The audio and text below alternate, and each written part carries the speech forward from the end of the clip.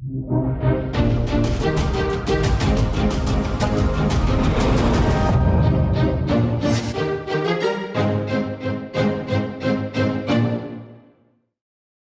a young teacher who found ways to keep the spirits and the hope of her students alive during the difficult transition to remote learning, but soon realized that her own well of hope was slowly drying up. Here's Sister Kez Gutierrez from the District of Australia West. There's this TikTok video I keep seeing everywhere. Someone says you need to start romanticizing your life. Now, I love books and movies, so I know what that meant.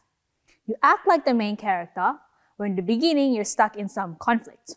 And suddenly, there's a montage of you having a makeover. And next thing you know, you become this empowered lawyer who sends a message that you can love pink, be beautiful, and smart. But this isn't a movie. And I did not become a lawyer. I'm a teacher. I'm still trying to learn how to do it all. Hey, it's me, Kez G, and the word for today's lesson class is empower. It's a big word. A lot of people add the words teachers in front of it, and it makes teachers empower. It's what teachers do. And I want to salute all my fellow teachers out there. We empower. But here's a question. How do you empower a class of teenagers behind a computer screen in the middle of Melbourne's infamous 2-year lockdown? Sounds easy, feels impossible. Between March 2020 to November 2021, the state of Victoria recorded one of the highest number of COVID-19 cases within Australia. Just like the rest of the world, we entered lockdown. And my kiddies, they were still as silly as ever. My favorite thing is where they pretend to lag. Sorry, miss, hear you. And then you see their parents just walk by seamlessly behind them. But soon, they became less happy. Miss G, why can't I go outside? Miss G, I don't have anyone to talk to at home. Miss G, I promise I went to sleep early, but why do I still feel tired? Why do I still feel tired? How do you empower kids who have no idea what emotional and mental exhaustion means? What do I tell them? I didn't know. All I could think of was, Miss G needed to step it up. So that's how Miss G was born. I made Miss G a reason for my students to keep learning. If no one was there to make them feel confident, then I'll do it. If they need someone to talk to, I'll be there. With God's mercy and through my personal devotional prayers, I asked God to help me be a good teacher. I asked Him to grant me wisdom, knowledge to help empower my students and help them get through the school year. I took it one day at a time with them. I told them, focus on today, focus on the WebEx, because I'm here, your classmates are here. Today will be a good day, so let's go get it. Miss Gutierrez was thriving. But there was one more person who needed a little help. And that was Kez, me. I was faltering. Miss G had her lesson plans. I was lost in my thoughts. She had her students, while I felt disconnected. After work, I would never have the energy. No energy to speak to my friends, no energy to get up.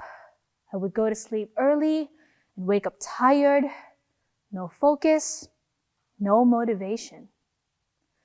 In the midst of building Miss G, I lost Kez somehow in my own unknown invisible exhaustion. and I didn't know how to empower myself. But one worship service night, I began to pray. I remember just breaking down the moment I started my prayers. I let it out finally, and I asked God, I don't know why I feel this way. I don't know what's happening, but help me get through it. Help me to feel happy again, to help me feel myself again. Tell me what I must do, and I will do it. For the first time, I felt all this weight come off me. I didn't get a straight answer of how to defeat this invisible fight, but God was here, and that was the first step, to remember that He will always be here, and He will always answer your prayers. I found out that same night that I was experiencing something called languishing. After I told my older sister about how I've been feeling, she sent me these articles.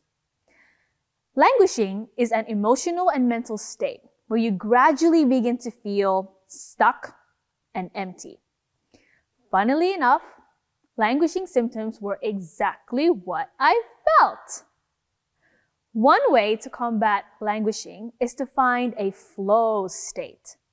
To be so immersed in an activity that you gain back the productivity and eventually the motivation. It can be cooking, gardening, a new skill. For me, it was my duty as a video editor for the church.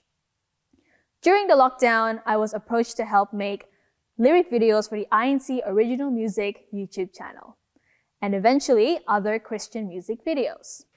So, after WebEx with my students, I would start on my lyric videos. It did 3 things. Number 1, it brought back the purpose I was missing. Number 2, completing a project brought back small feelings of victory. Number 3, it made me happy. Slowly, Kez came back. This energetic, happy girl that you are seeing right now. Let's go back to the montage of the main character I talked about in the beginning. My winning moment was when the videos I edited were posted on YouTube. After months of feeling unfulfilled, I felt the win. The pride and the happiness I felt seeing them, knowing that I helped with that work. I always felt those feelings. And that was how Kez came back. Because when you put God first, everything follows. To this day, I still experience languishing. Not as much, but it comes like waves. Now that the lockdown is over, my routines have changed. But one thing always remained the same. I never stopped praying, worshiping, and I never stopped my duties. I noticed something. I told my students during lockdown to take it one day at a time, to focus on what's in front of them. I learned that lesson from God first. When I prayed to Him to be a good teacher, He blessed me with the things I needed to say to my kids. I had the answer all along, even before I knew I was languishing. God was already there. God never left. And when I pray and talk to Him today, I always remember those 2 years, and I thank Him every day. I'm not me because of me. I'm not empowered because I'm Miss G. Miss G empowers her students, but God empowers Kez.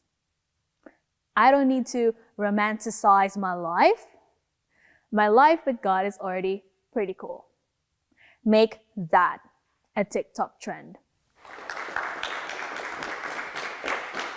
Sister Kez mentioned languishing, a feeling of being stuck and empty, which studies show was a common feeling during the lockdown, right? But Sister Kez was able to get out of that rut by using what we all hear in the worship service in the Church of Christ, which is the value of reaching out to God and asking for His help through prayer. And this is something that we have learned since the time of Brother Felix Y. Manalo more than 100 years ago. If there's one thing we know for sure, it's that God is always ready and willing to help His people. He's just waiting to be asked.